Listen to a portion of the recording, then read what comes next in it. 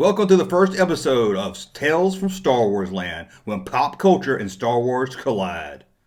What does singer-songwriter Neil Young have to do with Star Wars?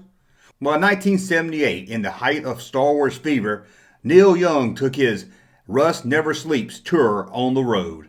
However, he did not go alone. Along with Neil Young was his road crew, the guys that would come out between songs, moving drums and equipment around, and help settle the stage before the show. Normally at concerts, especially in the late 70s, these were overworked, overweight crew members, or roadies. But Neil Young did something a little different for this tour, and this is where Star Wars meets pop culture.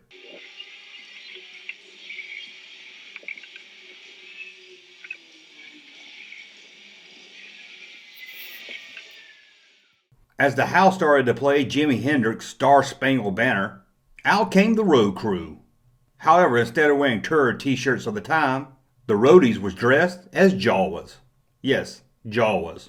Sure, they were human-sized Jawas, but they were accompanied with oversized concert crates to give them the appearance of being smaller. They hit the stage dragging a 10-foot tall cardboard cutout of a 1926 microphone.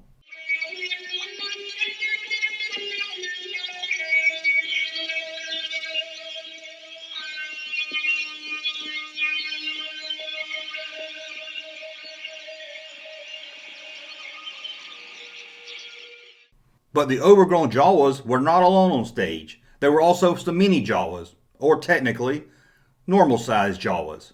Many people believe that these smaller Jawas were performed by Neil Young's children. As the microphone was raised on stage, the crowd went wild. Another crate lifted to reveal Neil Young.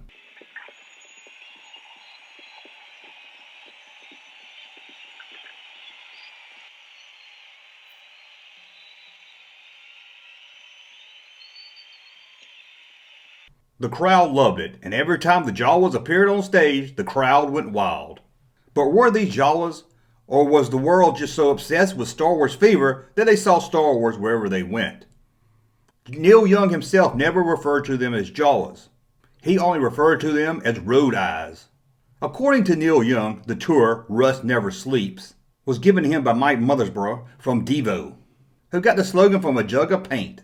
Neil Young says the phrase was an aphorism of his self-renewal to avert the threat of irrelevance. And he said the Jawas, or road eyes, represented that. Whatever the reason was, the crowd loved it. But one person didn't. George Lucas. George Lucas threatened legal action for the unlicensed use of his characters.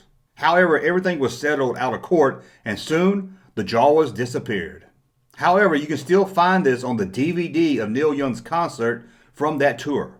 A few years later, in 1982, Lucasfilm and Marvel Comics would poke a little fun at this with the monthly comic book series The Empire Strikes Back in issue 156. That issue was about scrapyard droids and Jawas, with the title, Rust Never Sleeps. Thank you for watching. I hope you enjoyed this first episode of Tales from Star Wars Land, when Star Wars and pop culture collides. And I hope you learned a little thing that you didn't know about Star Wars. As always, support this channel. Head over to Patreon, links in the description below. Head over to StarWarsJunk.net, buy some cool t-shirts, and we'll be back with more tales from Star Wars, when Star Wars and pop culture collides. Thank you, sir, for that unsolicited testimony.